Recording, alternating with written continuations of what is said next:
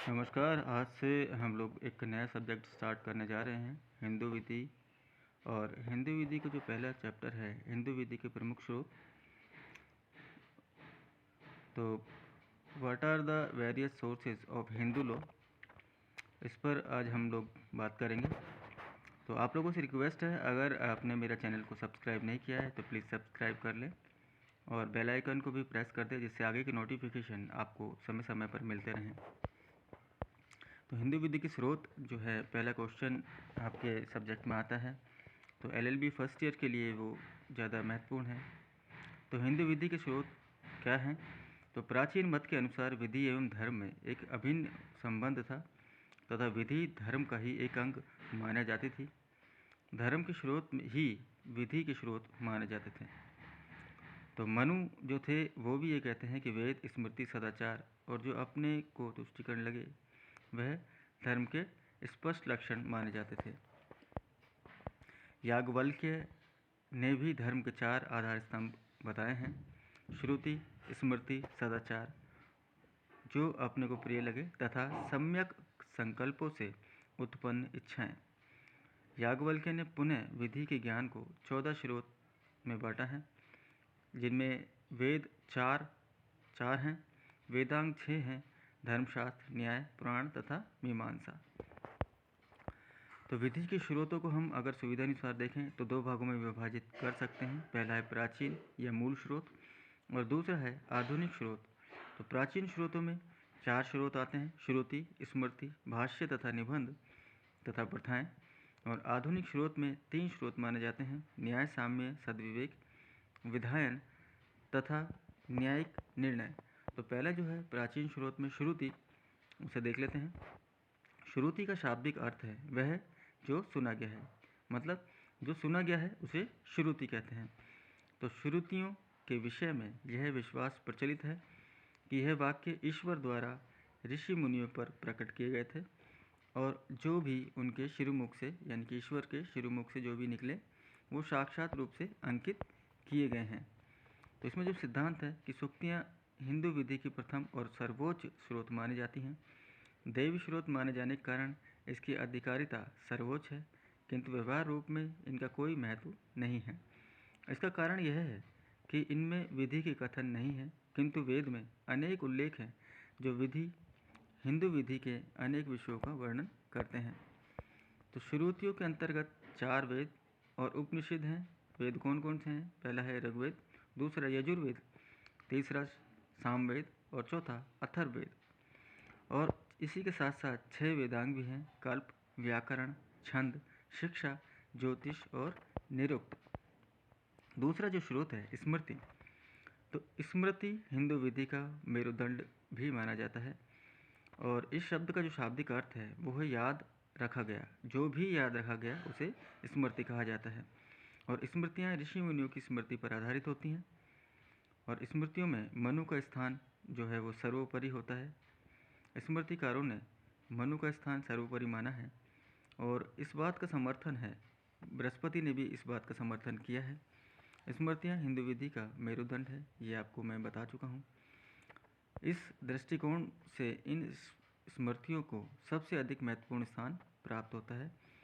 विधि की सबसे बड़ी विशेषता, स्मृति विधि की सबसे बड़ी विशेषता यह है कि वह प्रयोग में आने वाली विधि का सन्निवेश करती है और उसमें समाज की आवश्यकताओं का पूर्ण तरह ध्यान रखा गया है।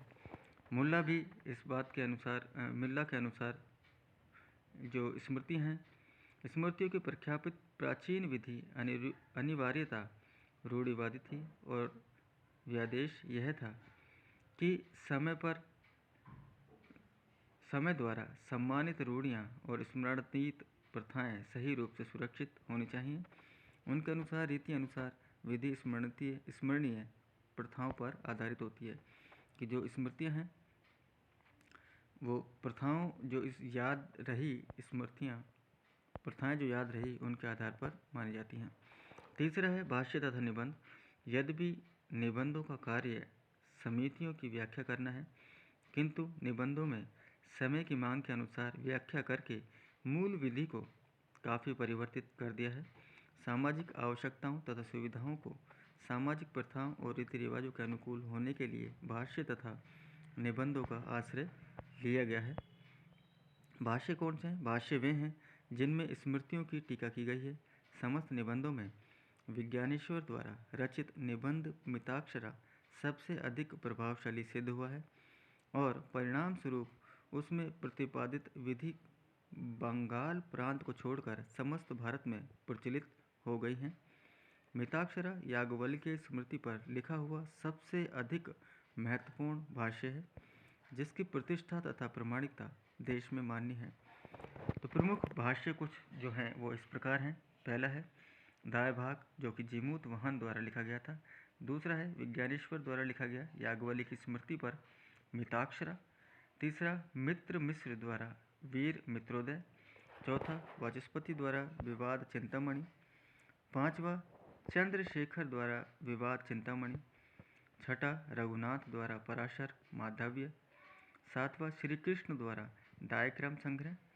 आठवां देवन भट्ट द्वारा स्मृति चंद्रिका। नवा माधवाचार्य द्वारा पराशर माधव्य। और 10वां नीलकंठ द्वारा व्यवहार मयूर। ये कुछ प्रमुख भाष्य थे जो मैंने आपको बता दिए। अब प्रथाएं क्या होती हैं? प्राचीन ग्रंथकारों में प्रथाओं को अत्यंत महत्वपूर्ण स्थान दिया है। यहाँ तक कि रीतियों को महत्व किसी न किसी रूप में अपने मूल ग्रंथ रूप पर आधारित माना है। मनु के अनुसार विस्मरणीय प्रथा स्वयं में अलिखित कानून होती हैं।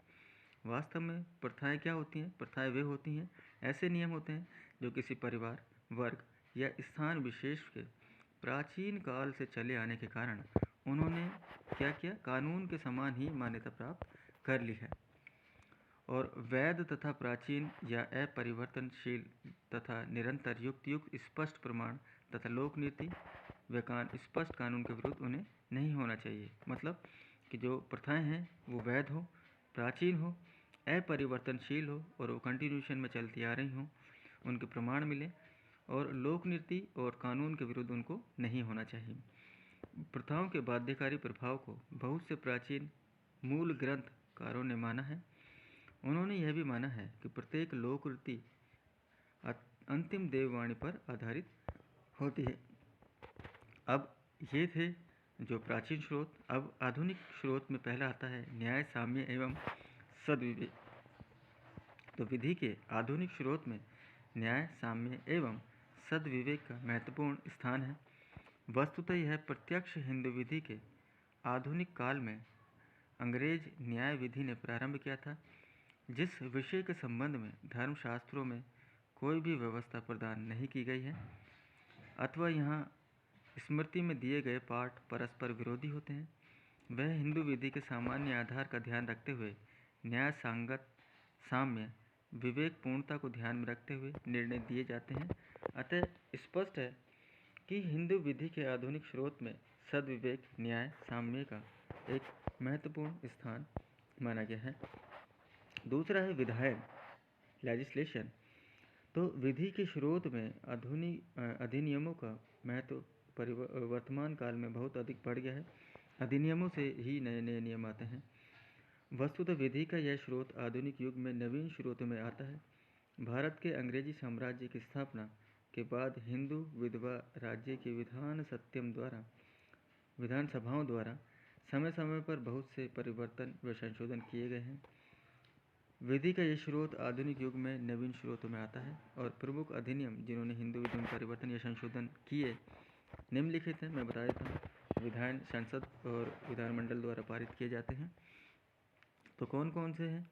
जाति निर्योग्यता निवारण अधिनियम 1850, हिंदू विधि पुनर्विवाह अधिनियम 1856, देशवासी परिवर्तन धर्म वाले विवाह विच्छेद संबंधी अधिनियम 1856, विशेष विवाह अधिनियम 1872, भारतीय वयस्कता अधिनियम 1875, संपत्ति हस्तांतरण अधिनियम 1882, संरक्षकता तथा आश्रित अधिनियम 1890, हिंदू विधि तथा परिवर्तन अधिनियम 1916, भारतीय उत्तराधिकार अधिनियम 1925 और हिंदू विधि उत्तराधिकार अधिनियम 1919।